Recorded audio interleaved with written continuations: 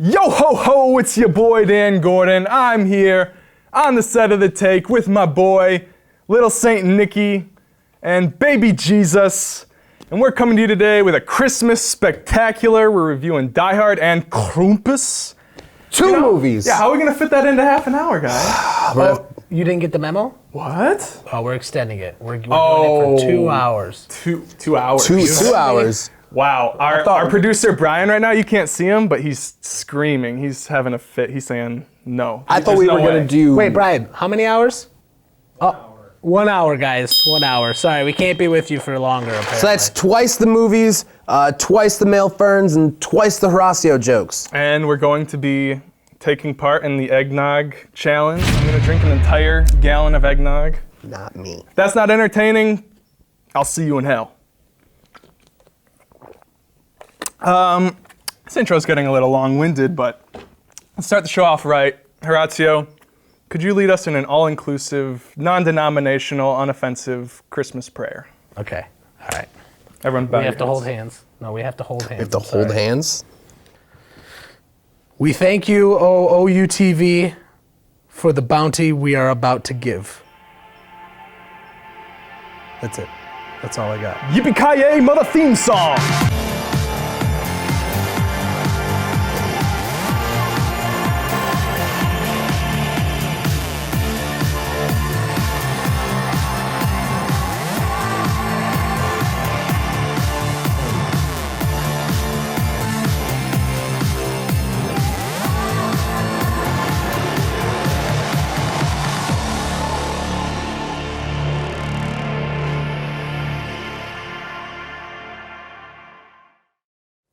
Welcome back to The Take. Well, here we are, boys, at the end of 2016. It was a pretty rough year for everyone. Here we are, what a time to be alive.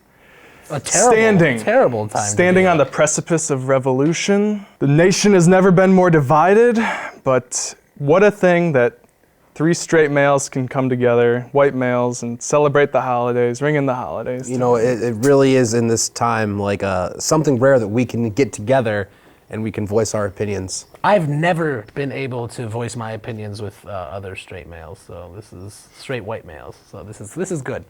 So, Die Hard, one of the most influential action movies of all time. Was this your guys' first time seeing it? No. Absolutely not.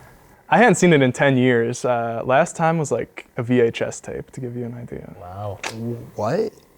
Yeah. Are you straight? Are you white? And are you a male? We'll find out. Coming soon. This is the quintessential Christmas movie, so it's a good thing that we picked it to review for our Christmas special. Brian, could you play the clip? Just cue up the clip really quick. Mr. Mystery Guest. Are you still there? Yeah, I'm still here. Unless you want to open the front door for me. No, I'm afraid not.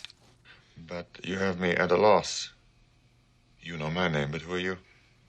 Just another American who saw too many movies as a child.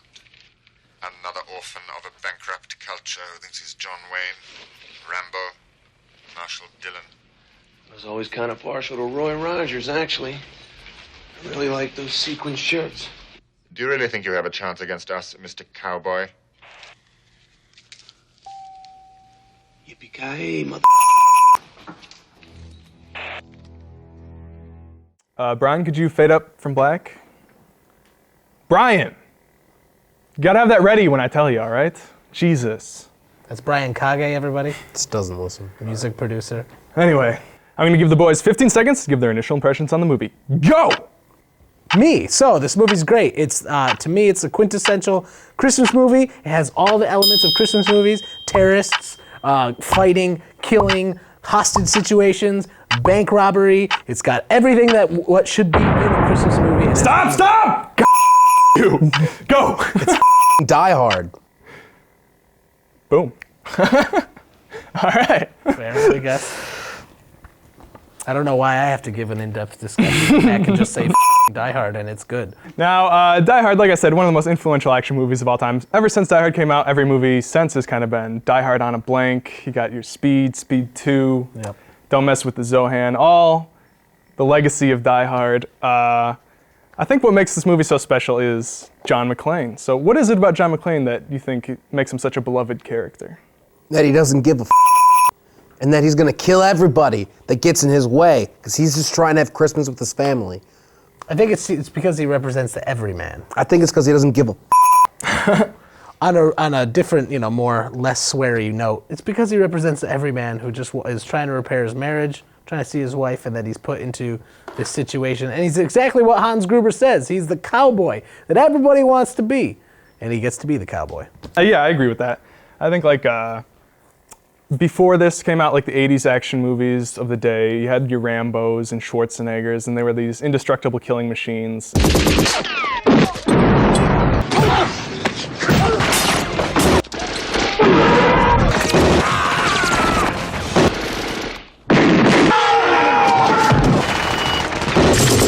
John McClane is, he's just your average American dude. Exactly. Trapped in a situation way over his head. And his feet get cut by glass just like the regular American. Yeah, he gets tortured in this movie. Absolutely. Yeah, I think the essence of the character is kind of that he really doesn't like himself. Like, I like the character Holly, because that's a character that could have easily been like a type A, But you can really see that she's on the right side of the argument in their relationship, and I think John McClane sees that too. Yeah. And it takes terrorists and Hans Gruber to get him to realize how much he loves his wife. R.I.P. Hans Gruber. How sucky is that, though? The image that he's putting out there, he has to save his wife from terrorists for them to get back together happily ever after. What do we have to do if we mess up with our girl? Well, that is the thing, is Holly does eventually devolve into the prize at the end of the movie. But her character starts out strong. It's been a while since I've seen Die Hard 2. Don't they just end up like not getting back together? It's the same. Die Hard 2 is garbage. Well, you don't need It's to a worry about beefy anything past Die Hard 1, but Well, Die Hard 3 is actually... How would you guys rank the franchise while we're on this subject? in the opposite order. Yeah. Yeah, Die Hard 4 is a cartoon. It's garbage. I like Die Hard 1, 3, 2, 4, and then the rest. I'll agree with that. A great strength of this movie is the supporting cast. Bruce Willis does a great job, but he's not carrying the movie on his back. Like, you got Argyle, you got Alan. There's these small parts, but the cast makes the most of them, Yeah, they are, and it's pretty star-studded if you think about it, especially after Die Hard. Alan Rickman was in it, Carl Winslow, not so much Argyle, but those three guys up at the top. I'm surprised Argyle's career didn't take off after this. He was incredible. He was probably one of those dudes that realized he's like, man, I'm gonna make money forever from this. I'm just gonna chill out. Is he making money I don't forever think from so. this? You never know. Okay. It did surprise me that how stupid the supporting characters are, like the police chief and stuff. On your side, you When I watched this 10 years ago, I was more just like, whoa, anti-establishment, cool! But now that I watch it, it's kind of like eye-roll worthy, the commentary on the news. Well, I think it's just a social commentary on the state of today's, kind of like our Nightcrawler episode. It's got, it's a commentary on the media and what they put as priority, and like it's, the director kind of poking fun at, like you said, the establishment. Everybody, it's all a bunch of red tape and, trying to get through to get anything done, and yet there's this cowboy guy up in the building killing a bunch of terrorists, and he's the one that saves the day. Did you know Roger Ebert thought the characters were so stupid that he actually he was one of the few people that gave this movie a bad review. Wow. He couldn't handle it. He's dead now. Yeah, so. we know what happened to him. Yeah. I respect Ebert's opinion. If he says Die Hard is garbage, then I'm gonna have to agree with him. Wow. Okay. That was Merry Christmas, I quite guess. dramatic there. Was that special features disc? No, that was a defective disc. Amazon sent me a replacement. I name dropped the take, and they were like, "Oh, overnight shipping, you're taken care of." You told them specifically it's on our Christmas holiday spectacular. Yeah. Thank you, Priscilla, Amazon customer support. Yeah, I don't think it's any mistake that this movie is such a classic. Like, I listened to the commentary from the director, and he is like a very intelligent, articulate man. He was talking about how the camera work in this movie, how he used movement that was emotionally motivated rather than physically motivated. There's an unmotivated move, which if I didn't have frank curiosity, I would never have wound up in the movie. I could have shot it, but I'd never get it past. I'd have a giant fight with the editor who would go up behind my back and say, this guy doesn't know what he's doing. And you take that for granted now. Everyone and their mom has a Steadicam these days, and camera moves willy-nilly, but back in the day, this was pretty revolutionary. Okay. I guess, I don't know, I never really paid attention to camera movements in an action flick just because, I don't know, I'm there just to see people get shot, people get stabbed, people get punched, so I don't pay attention to cinematography in action movies. What about you guys? I mean, how do you not pay attention to cinematography in action movies? Well, I think it's important for this one because a lot of the movie takes place via phone conversations, and the friendship and the rivalry that they build between the characters when they are never in the same room together is pretty impressive. And that's achieved. You don't notice this, but you pick up on it subconsciously. Every time there's a cut, they're on opposite sides of the frame, so it looks like they're talking to each other. And they were filmed months apart, but it was blocked and storyboarded like that. That is craft. God. I don't pay attention to cinematography in action movies. My name's Horatiu. Well, especially action movie nowadays. Come on. Action Even movies then. nowadays are cut.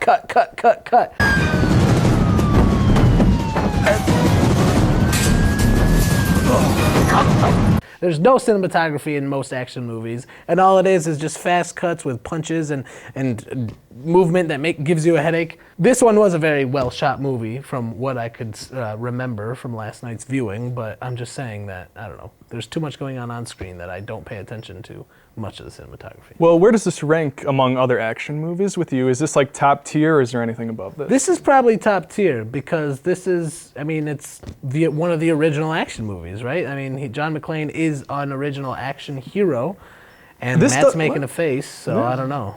Yeah, I mean, the action genre has been around for, God, since the start of the medium. So, I mean, I don't think it's like one of the first action movies. Okay, by first action movie, what I'm saying is it's like one of the Godfather, the pillars of action movies. I don't know, this movie gets a lot of credit for being like the Christmas action movie, but Lethal Weapon came out the year before, and that takes place during Christmas as well. True, but, you know, this had Bruce Willis, and he acted alone, and he wasn't too old for that. Wow, no credit to Alan at all. Wow. I meant saving the day. Saving Christmas. Alan helped. Well, That's Al, by the way. Alan. Al Powell. Al's short for Alan? Yeah. It could be Alex. I hate this show. You know, people ask me all the time, Daniel, why do you have commercials on your YouTube show? And I say, I don't know. Commercial! What's happening, OU? I'm Jake Potts, and welcome to another episode of Out and About. Hello, and welcome to Veterans History Project. I'm your host, Sarah Welcome Griffith. back to another episode of Focus on Faculty. I'm your host, Anna Robb. What up, it's your boy, Dan Gordon. I'm here on the set of The Welcome Take. to another episode of Visiting Professionals. I'm your host, Austin Slaybaugh. Hey, OU, I'm your host, Rihanna. Welcome to another exciting episode of Explore OU.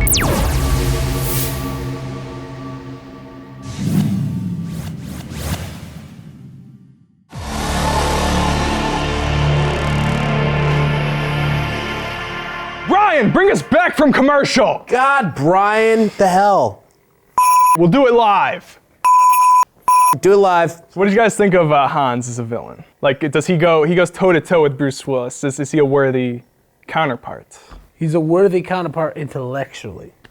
Because He is I a think- smart villain. That's Yeah, cool. I think what it comes down to is he's the smart one, Bruce Willis is the strong one, and it's pits brawn versus brains, and brawn wins because America.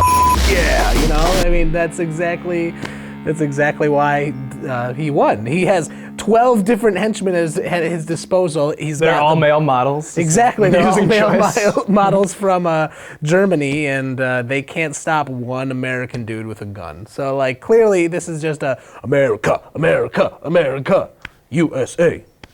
They couldn't stop Bruce Willis with a gun. It's not just an American, it's Bruce Willis. John McClane. Well then you can't stop the Irish American. If you want to go down that route, sure. God, these guys are so boring. What are they even talking about? Just nod your head like you pretend you care what they're saying. Blah, blah, blah, blah, blah. If I had a tail, would I want a cat tail or a monkey tail? It's a tough situation, man. I don't know. It's all I know is that brawn versus brains, and America wins all the time. But when you talk, I just wanted to say, because this is getting kind of boring, that I like the simplicity of Han's plot.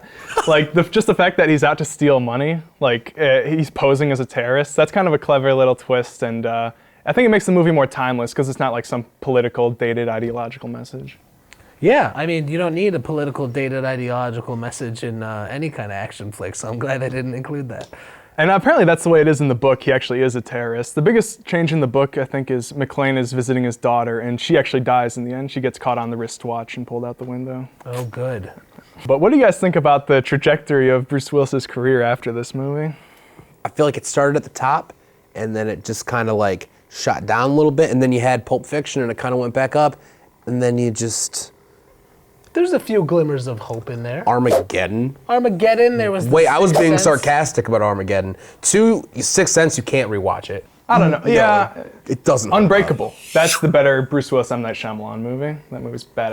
Never even seen it. Didn't even know it existed Check until... it out. It's like a superhero movie done right. Exactly. Yeah, I don't know. I like Bruce Willis, but nowadays he kind of comes off as a to me, like how he was demanding like $1 million a day on the Expendables 3 set and stuff. And in interviews, he just seems to take himself too seriously. Yeah, but, I mean, he's a star. He's one of the original action heroes, you know? I know who you're thinking of, but I'm not Who am I thinking of? Kirk Douglas? I was gonna Kirk say... Douglas? Kirk Douglas. I was gonna say Schwarzenegger, but... Shoot. Or even Stallone. Snake Plissken, whoever played him. Oh, Kurt Russell. Russell. That's embarrassing, man. Sorry, Wow. let me try that. No, that's on the let's cut this record out. forever. Kurt Russell. Don't edit that. That's here forever. Don't edit that. That's here forever. I did not like, if I have to complain about something in Die Hard, I don't like the final beat where Al gets his moment to shoot. The bad guy comes back at the end. Yeah, Carl? Yeah. Yeah, I didn't like that either. How does he survive hanging by chain in an explosion, and he just comes down and he's like, look at me, I'm still hot and German, and I'm going to shoot you with this gun. Yeah, they had to like give magic. every character their payoff or whatever. Yeah. It was too much. Yeah. So should we talk about why this is the quintessential Christmas movie? Oh, it's simply just because it takes place during Christmas. There's no other... I would watch this any time of the year, though. Really. Huh. I think it has all the elements of Christmas. You know, it's got Christmas cheer, and it's got, you know, a reuniting of family, you know, through this ordeal. They're using Christmas and terrorists to become one again. If that's not what Christmas is, if that's not the essence, the spirit of the holiday season, I don't know what is. Wow, I think, what else is there to say with that? I'm going to ask you guys, what are your ratings? I'm going to give it 5 out of 5 Carl Winslows. Wow, 5, a straight up 5. Yeah. Yeah, good for you. Just because I don't want to give it a 5, I'm going to give it 4 Bruce Willis's in a air duct. That's a terrible reason not to give it a 5. No, I'm just saying I don't think it's a perfect movie. Oh, okay. I think it's a really good movie. I mean, I don't think it's a perfect movie either, but, you know, it's worthy of highest praise the show can give, which is 5. I give it 5 out of 5 beat to hell wife beaters. Isn't that, doesn't like Louis C.K. have a bit on how it's like weird that it's kosher to call a piece of clothing a wife beater? But it was so okay to beat your wife until so recently that there's a kind of shirt named after it. We have a kind of shirt that we affectionately nickname after beating the out of your helpless captive wife. And the people that typically wear them exclusively are wife beaters. Is Bruce Willis a wife beater? Probably. We should probably stop talking about beating wives on a Christmas special. Moving right along to our next review, I have a giveaway code for Krampus for one of our lucky listeners. Y4WWJ69 73FXR. Woo! If you didn't get that, gotta have fast fingers. Sucks to be you. And the bleh is part of it. Spell that out. All right, so Krampus. Was this your guys' first time watching the movie? It was my first time watching the movie. It was not mine. I watched it in theaters, and because I love Christmas movies and I love horror movies, so I was like, let's go do this. Yeah, I remember being kind of intrigued when the trailer hit Reddit, but I ended up not going, and I'm kind of glad I didn't. So that'll give you a little preview of my opinion. Oh. Brian, come on! Clip, dude! Play the clip!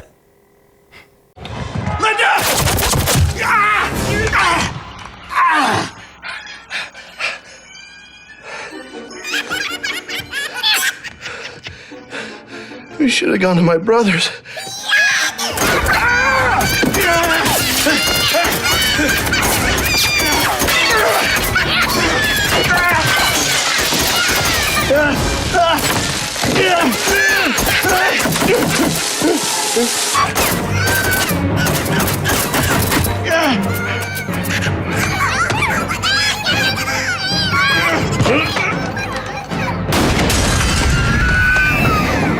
Merry Christmas, Mother.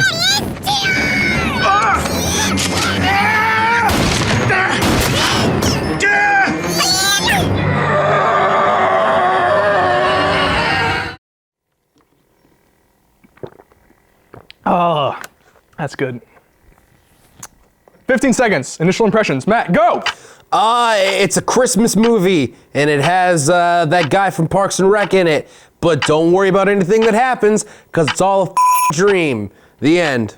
That's what I thought about it. Oh, spoilers. You I got don't the care. genre in there, so that's I don't Horatiu, go! I thought it was a very clever take on a Christmas movie, on a horror movie. I like when horror mixes into other genres, and it's awesome to throw in a horror movie to a Christmas movie watching thing, because, you know, happy and everything's great is a little... Yeah, I did not like this movie. I think the biggest problem is the characters. I don't find any of them interesting or funny, really. I feel like they kind of played it right down the middle. This was neither a really funny comedy or a really scary horror movie, and you end up half-assing everything.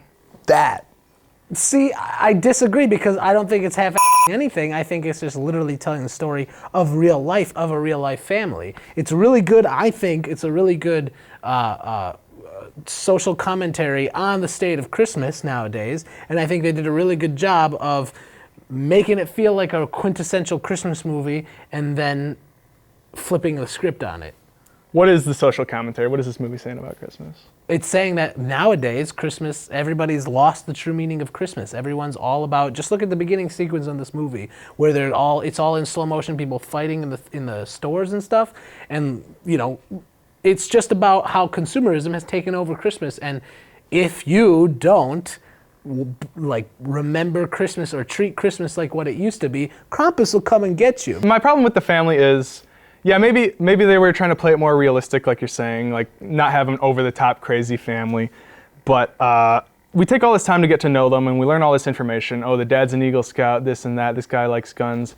And I don't think there's any like payoff. Like you establish all the vices, like the mom is a perfectionist, and usually in movies like this, they're formulaic and stuff, like that has a payoff later. Like the mom overcomes her perfectionism to save the day or something, and really as soon as the goes down, like they lose all their character. Like it's just. And you say things like, to make it more realistic, when the daughter got abandoned, they abandoned the daughter right there underneath I mean, they never went and found her, but I mean, she's in the first 20 minutes of the movie. And then the last scene. Because they couldn't go out and get her. What do you mean they abandoned a real father would have gone out there and he would have been like, the next time you see me, I'm gonna have my daughter. Yeah, I don't feel much emotional attachment from the dad to any other characters. His mom dies, his daughter dies, and he doesn't seem Look, and that's the whole point of that character. All I'm saying is you guys are looking at this as too hard of, you know, this needs to be an epic, fantastic horror movie. What it is real life. It's literally just a real life family dealing with real life Christmas problems, and then suddenly supernatural starts happening, and the shadow of St. Nicholas comes down to wreak some havoc and to take them away to his snow globe hell, okay? That's kind of like a cliche. Like Evil Santa, that's about as cliche as bad Mario Bros is on YouTube, you know? You guys are just... I was about the movie. I thought the practical effects were sweet. I kind of liked where it was going up to until the very end. And then that last 2 minutes totally destroyed the entire first hour and a half of the movie for me. Why do you think that destroyed it? Because I think Because they pulled a Dallas! Oh my God. The problem is, I think you are interpreting the ending poorly. They didn't pull a Dallas. How can I interpret? Oh, okay. So he's got. All right. So let's break this down. Let's do some spoilers. Yes, let's. So everyone, the kid wakes up from this nightmare after being thrown into a portal into hell, and then everyone wakes up and they're all happy and they're all getting along.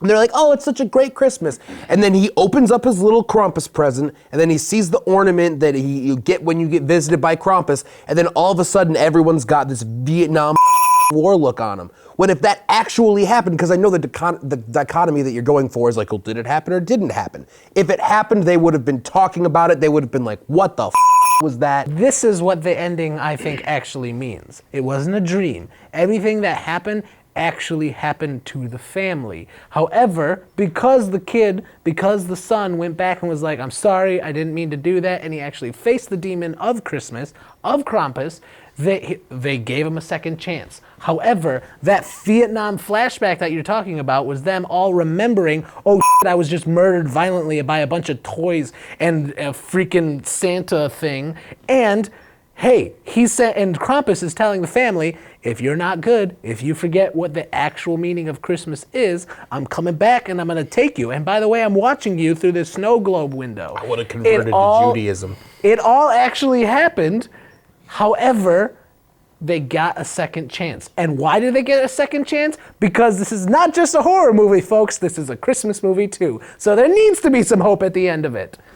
Well, you're giving it a lot of credit for what it is, I think.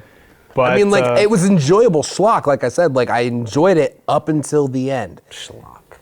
I did like the creature design and stuff. Like, they got Weta Workshop, who worked on the Lord of the Rings movies, to do the creature design for this movie. And that's like getting AC/DC to play at your kid's birthday party. Like, you know, that's like way above and beyond what this movie calls for. It shows in the practical effects and the stuff they actually built. Yeah, good for them. I mean, the graphics were kind of, but there's a little bit of CG in the movie, like the crappy gingerbread men, but for the most part, I was actually, like, I liked the design, I liked the creature effect, although I was just slightly let down by Krampus, just because of the petrified mask that he wore the whole time. I wanted to see what he actually looked like. So, and I envisioned this thing, and I know he's not an entire goat, but I envisioned this like goat type thing, and that's what I wanted to see. And they also did build very elaborate sets, like the snowed-in houses and stuff. That was all on a soundstage, so you wouldn't know. No, and it was really cool because it made me scared. Yeah, and the elves, they reminded me of like a Jim Henson production. Yeah. Dark Crystal. Yeah, I think the best thing that can be said about this movie is that it reminds me of better movies, like Tremors, the snow attack in Tremors. It's the best way to describe it. I'm sorry, Horatiu. I think you guys are just way too idiotic, stupid, dumb, all those things. Merry Christmas, guys. Well, we're going to go to commercial, but when we come back, I'm probably going to blow some chunks, so you don't want to miss that. It's going to be awesome. It's going to be great. Are you excited for it, Horatiu? No. Are you excited to see Dan puke all over the TV? Are you excited for it? Come on.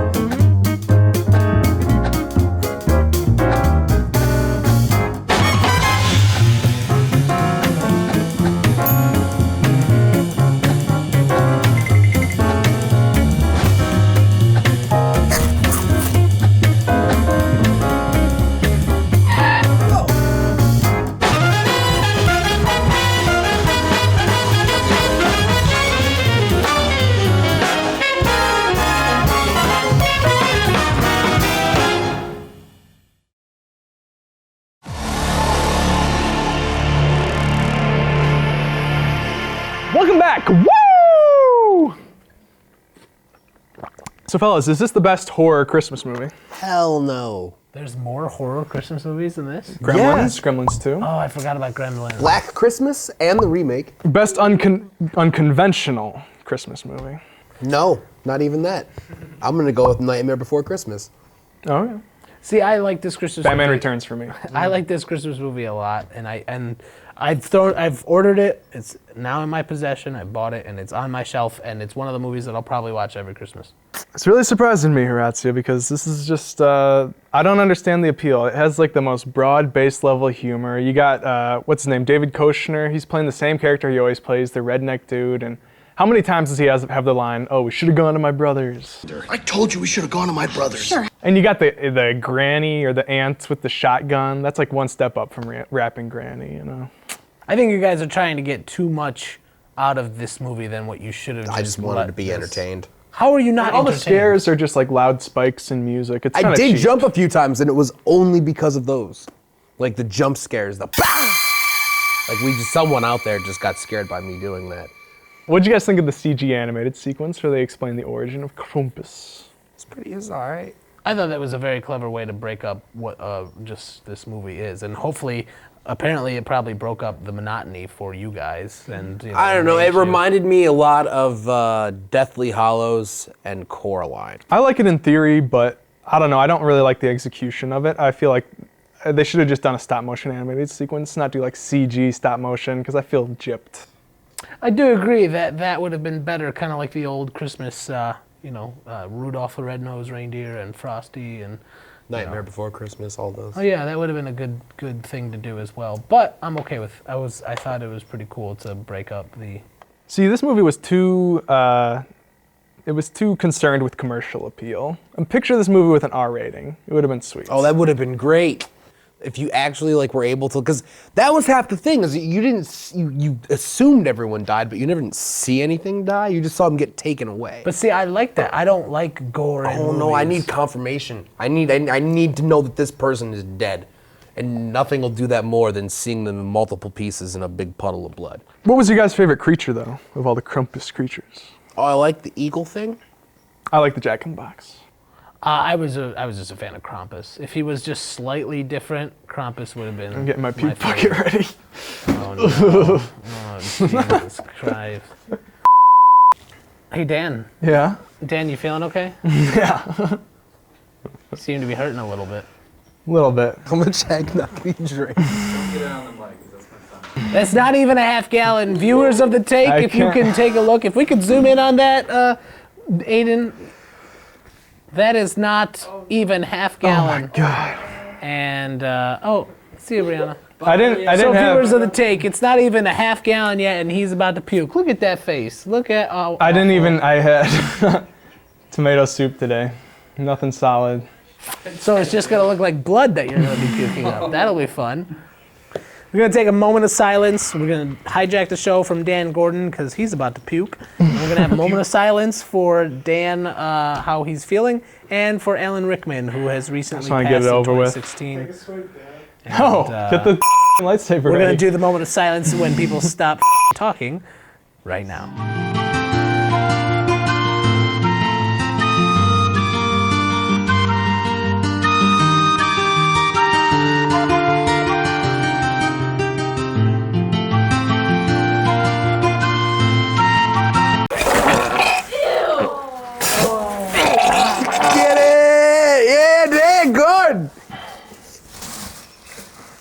Well, the Christmas episode.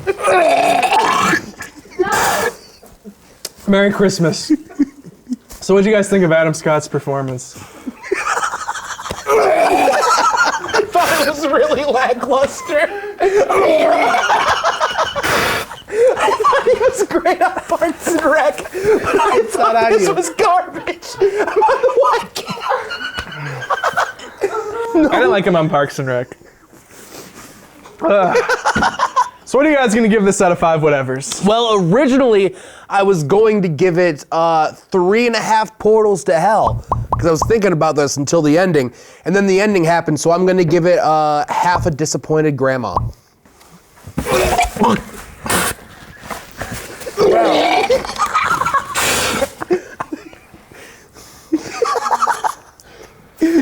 Horatiu? I am gonna give this 3.5 Krampuses on a roof. I give it 1.5 Krampuses on a roof too. You have to pick something different. I give it 1.5 Snowflakes. I'm gonna give it 3.5 Dan's throwing up in a bucket. Let's take an edit break. Edit break after that.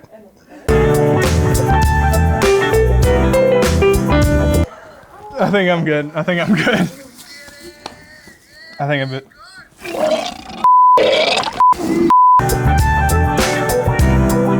So we're back from the edit break, and I think Dan has cleaned up a little bit. Dan, how's it feeling? I feel great. I'm ready for some more eggnog. Oh my God. Yeah! Woo. If you're gonna do it, be about it, Goes down everybody. smooth. If you're gonna be about it, be about it. But since it's Christmas time, Yeah, I just wanted to a do time of joy and a time giving, of joy right? of giving. Yes. Yes. So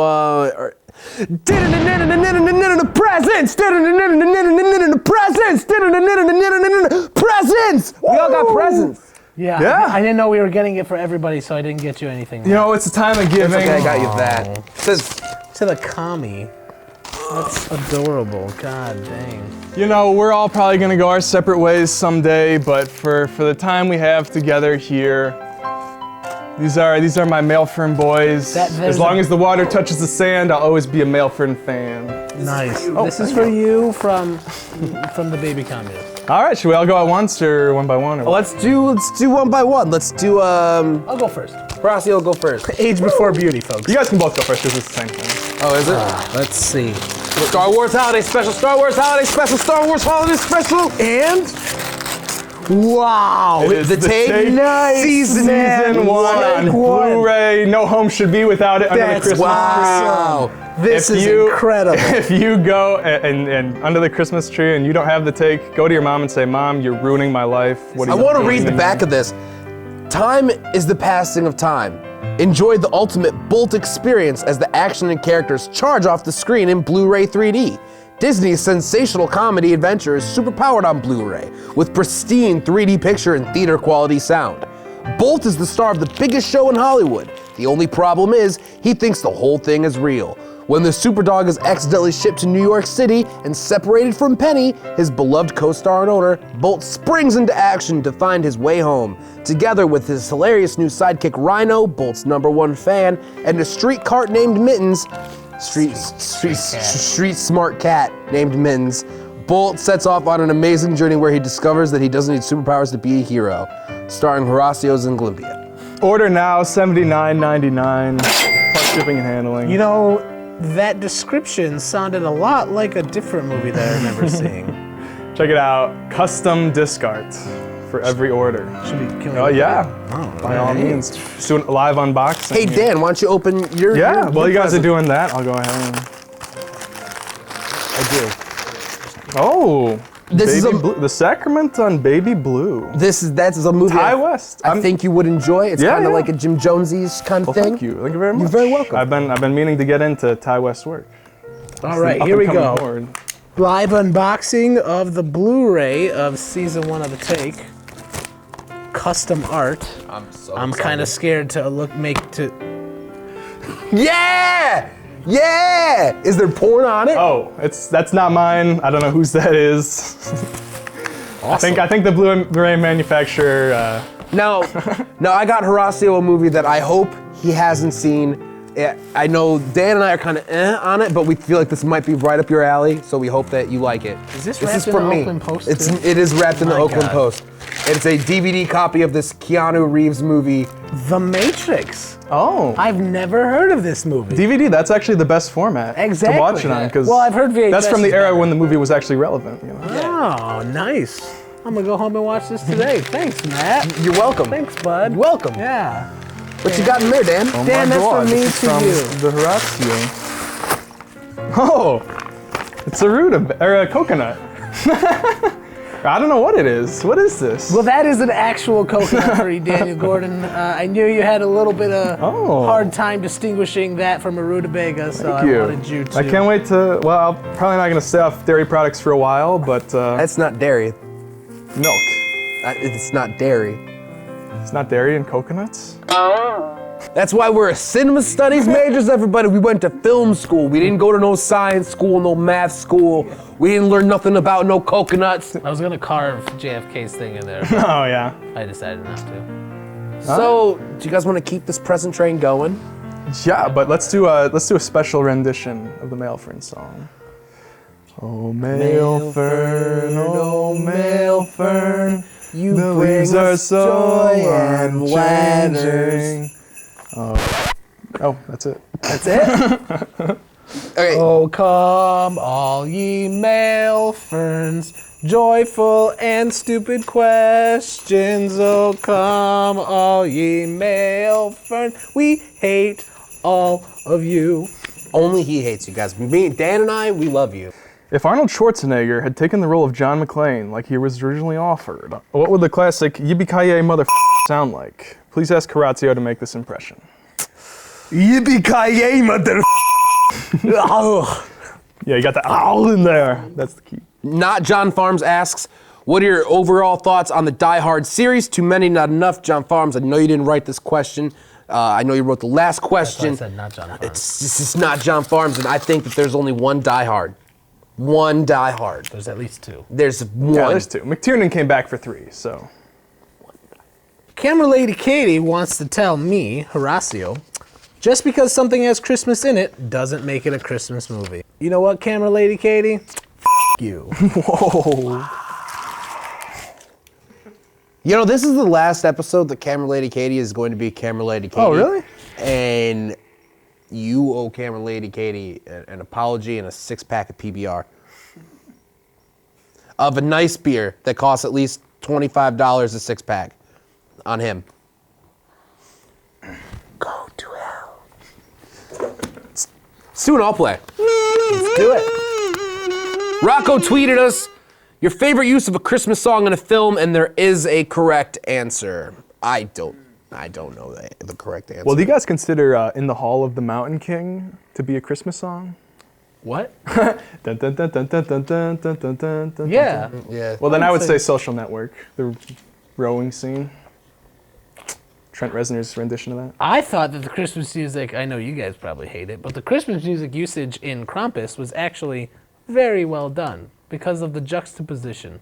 I feel like Rocco's looking for like an ironic answer. Right. I don't know what he's thinking though. Oh, yeah, the Jingle Bells Rock from Mean Girls. How could we forget that with Lindsay Lohan back when she was bangable and she was all skimp. Okay, I'll play number 2.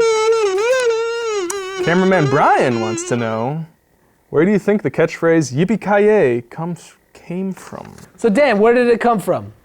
Don't they say it in the movie? It's like a Roy Rogers catchphrase in his TV show or something. I really doubt that Roy Rogers said yippee-ki-yay, motherfucker. Yippee-yi-yo-ki-yay, yippee-yi-yo-ki-yay, I'm an old from the Rio Grande. I think someone wrote it down on some paper, and then Bruce Willis saw it on the paper, and I then actually he was read like, about this. that's a good idea, even though it was in like the papers that told him what to do.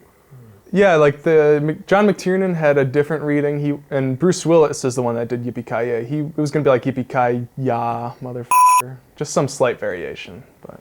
Well, good job, Bruce Willis. Camera Lady found someone on the internet that asks, what's the deal with Haughey Jr.? Haughey Jr.? Oh, from Krampus? Oh, that's... Haughey Jr. got some kind of he's some kind of developmental disabled. He drinks a lot of sugar. Oh, they're talking about the guy who could only do this. Yeah, the guy who could pucker his lips. He's got some kind of stuff wrong with him up here. And You've never met those kids though, when you were like growing up, that just like didn't say anything. They kind of smelt like cheese, and they would just sit in the back and they would talk about things like wrestling, if they ever talked. I was that kid, so. Oh. Yes, it was me. We get it, Katie. Wow. That's how memorable that movie was. I don't know any of those characters' names. Someone once asked, whoever that someone is, who cares, if you had to become a Christmas ornament, what type of ornament would you be and why? He'd be a star because he likes getting stuff shoved up his... This is a stupid question. I'm not going to answer this. Nobody wants to be a Christmas ornament. I would like to be not an ornament, but like the train that runs around. That was my question, Matt. That was my question. It goes around it so that, you could be all in the Christmas spirit and cheer all the time and not have to worry about, Horatiu. Camera Lady Katie also wants to know, what is your favorite traditional Christmas movie.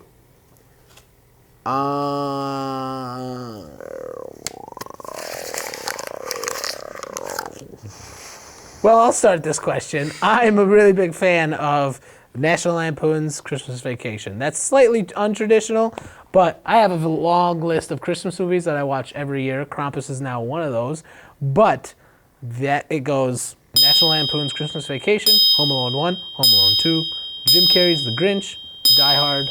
Whoa, you go hard. Oh, I go hard. And every now and then the Polar Express.